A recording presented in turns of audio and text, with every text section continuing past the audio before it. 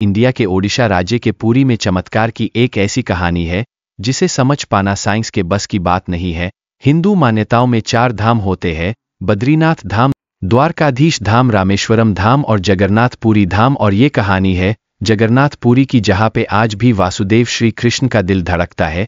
इस मंदिर के कुछ ऐसे रहस्य हैं जिनके बारे में सुनकर लोगों के होश उड़ जाएंगे।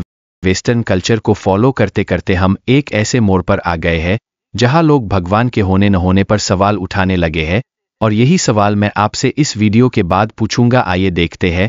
हर मंदिर में जहां मूर्तियां धातु या स्टोन से बनी होती है, वहीं जगन्नाथ मंदिर में भगवान की मूर्तियां लकड़ी से बनी हुई है।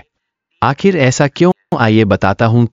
3102 BC में जा नाम के एक शिकारी ने शिकार करते हुए गलती से तीर श्री कृष्ण के पैर पर चला दिया, जिससे श्री कृष्ण जी की मृत्यु हो गई। जैसे श्री कृष्ण का देह संस्कार किया पूरे रीति रिवाजों के साथ, पर जब उनकी चिता शांत हुई तब जाने देखा कि उस राख में से कोई चीज चमक रही थी जो अभी तक जाली नहीं थी। जाको यह समझ नहीं आ रहा था कि यह है क्या।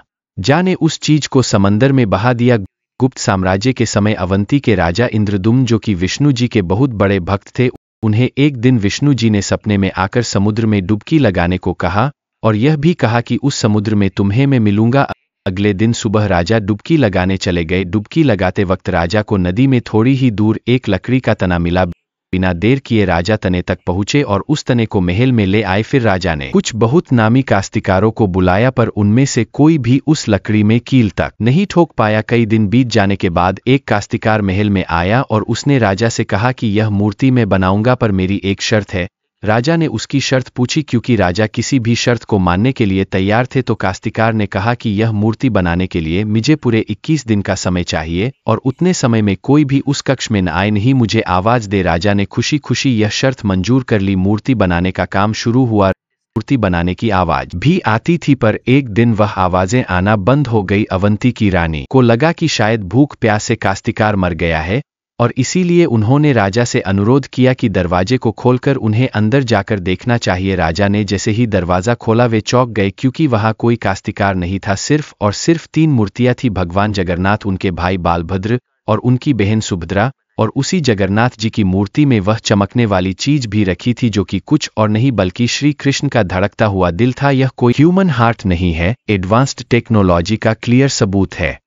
यह हार्ट एनर्जी ट्रांसमिट करता है, और हम जानते हैं कि would is a bad conductor of energy, इसीलिए भगवान की मूर्ति लकड़ी की बनाई जाती है। और यही नहीं, हर 12 साल में एक बार भगवान की नई मूर्ति स्थापित की जाती है और भगवान के दिल को उस नई मूर्ति में शिफ्ट किया जाता है। ये इसलिए किया जाता है क्योंकि जो energy transmitting device, if we talk scientifically, उस मूर्ति में होता है, वो इतनी एनर्जी ट्रांसमिट करता है that the wood gets depleted with time, और इसीलिए उसे बदलने की जरूरत पड़ती है। पर इसे बदलने का प्रोसेस भी इसी की तरह बहुत इंटरेस्टिंग है। हर 12 साल में एक दिन ऐसा होता है जिस दिन किसी को मंदिर में एंट्री नहीं मिलती। पूरी शहर की बिजली काट दी जाती है। मंदिर के मुख्य पुजारी के आंखों पे पट्टी और हाथों में ग्लव्स पहनाए जाते हैं, और 100% अंधेरे में उस दिल को नई मूर्ति में स्थापित किया जाता है। जिन पंडितों ने इतिहास में यह सेरेमनी की है, उनका यह कहना है कि उन्होंने देखा तो कभी नहीं, पर इस चीज को, जिसे हम ब्रह्म पदार्थ भी कहते हैं, इसे हाथों में पकड़ने पर ऐसा लगता है जैसे कोई खरगोश हो। माना जाता है कि अगर किसी ने ब्रह्म पदार्थ को देख भी लिया तो उसी समय उसकी मृत्यु निश्चित है।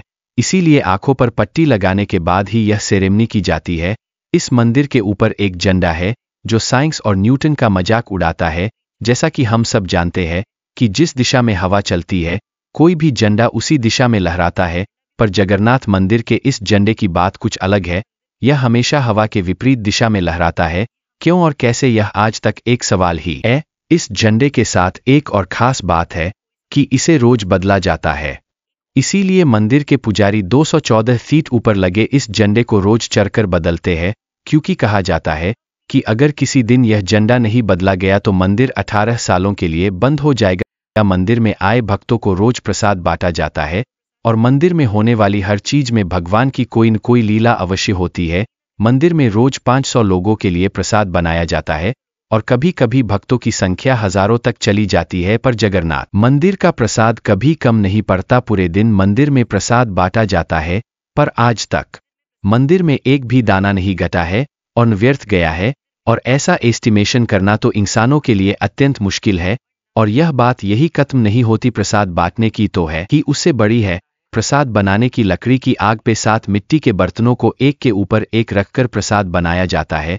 साइंस और लॉजिक कहते हैं कि सबसे पहले नीचे के बर्तन वाला प्रसाद पकना चाहिए, पर पुरी के जगन्नाथ मंदिर में साइंस और लॉजिक नहीं चलते। बर्तनों में सबसे ऊपर वाले बर्तन का प्रसाद पकता है, फिर उसके नीचे वाला और सबसे आखिर में सबसे नीचे वाला प्रसाद बनकर तैयार होता है। हाँ, मुझे पता है कि आपको भी अभी कुछ समझ नहीं आ रहा होगा और इसे आज तक कोई भी नहीं समझ पाया। इस मंदिर की खूबसूरती शब्दों में नहीं बताई जा सकती। इतना बड़ा मंदिर बिना किसी टेक्नोलॉजी के इतने सालों पहले कैसे बना होगा? पर क्या आपको पता है कि इस मंदिर के डोम की परछाई आज तक धरती पर बनी ही नहीं? Are you shocked? You must be, but it's true. Jagannath Puri के डोम की शैडो बनती ही नहीं, कभी नहीं, at any time of the day. और हमारी फेवरेट साइंस इसका भी कोई जवाब नहीं दे सकी। The mystery is not over here. जैसा कि हमें पता है कि कुछ buildings, monuments and areas no fly zones होते हैं, यानी कोई भी ड्रोन्स, एयरक्राफ्ट उनके ऊपर से नहीं उड़ सकता, पर बर्ड्स को तो हम नहीं रोक सकते। लेकिन अगर हम जगन्नाथ टेम्पल की बात करें तो वहाँ शायद कुछ ऐसा है जो पक्षियों को पता है, क्योंकि इस मंदिर के ऊपर ड्रोन्स और एयरक्राफ्ट्स तो छोड़िए, कोई पक्षी तक नहीं उड़ता। आपने देखा होगा कि मंदिरों या बड़ी बड़ी बिल्डिंग्स के टॉप पे बर्ड्स को रेस्ट करते हुए, पर आप कभी जगन्नाथ मंदिर जाएंगे तो देखिएगा that birds do not rest on the roof of Jagannath temple. पर कंफ्यूज करने वाली बात यह है कि कैसे एक बेजुबान पक्षी को यह पता है कि इस मंदिर के ऊपर से उड़कर नहीं जाना है। All of these things sound so interesting, right? अगर आपको ये कहानी जानने में और सुनने में मजा आ रहा है और आप ऐसी ही नई नई चीजें और कहानियां जानना चाहते हो तो मिथोलॉजिकल ब्रदर्स को सब्सक्राइब करना मत भूलना। हम आपके लिए बार बार कुछ नया लाते रहेंगे। आइए फिर से चलते हैं जगन्नाथ मंदिर की मिस्ट्रीज की तरफ। सुदर्शन चक्र, ये नाम तो आपने सुना ही होगा। सुदर्शन चक्र भगवान विष्णु की कुंडलिनी शक्ति का प्रतीक है। जगन्नाथ मंदिर के टॉप पे एक सुदर्शन चक्र है। उसे आप जिस भी दिशा से देखो उसकी फेसिंग आप ही की तरफ होगी। भगवान जगन्नाथ, जिनके नाम का मतलब ही जगत के नाथ है, इनकी मंदिर में लाखों श्रद्धालु अपनी आस्था और प्यार भगवान के लिए लेकर आते हैं। पर इस मंदिर में केवल हिंदुओं को दर्शन करने की अनुमति है। किसी भी और धर्म के व्यक्ति को बाहर से ही दर्शन करवाए जाते हैं। जैसे कि हमारी ex prime minister Indira Gandhi ji, वो भी जगन्नाथ पुरी गई थी दर्शन करने, पर क्योंकि उनका सरनेम उन्हें फिरोज खान गांधी से मिला है, इसलिए उन्हें भी दर्शन करने की अनुमति नहीं दी गई। सिर्फ यही नहीं, 2005 में थाईलैंड की प्रिंसेस महाचक्री को भी जगन्नाथ पुरी टेम्पल में एंट्री नहीं दी गई थी, क्योंकि यहाँ फॉरेनर्स अलाउड नहीं है।